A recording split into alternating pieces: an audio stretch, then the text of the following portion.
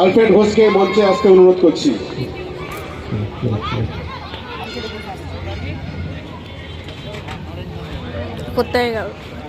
Alfred ঘোষের ছবিটা দেখানোর জন্য অনুরোধ করছি।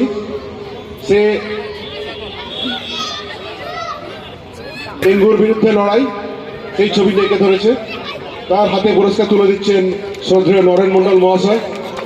খুব সুন্দর বিষয় ভাবনা এবং এত সুন্দর দৃশ্যায়ন, তার জন্য আলফ্রেড ঘোষকে জানাই ধন্যবাদ। তার হাতে চকলেট তুলে দিচ্ছেন সমর নস্কর। সমর নস্করকে সামনে আসতে অনুরোধ করা হচ্ছে।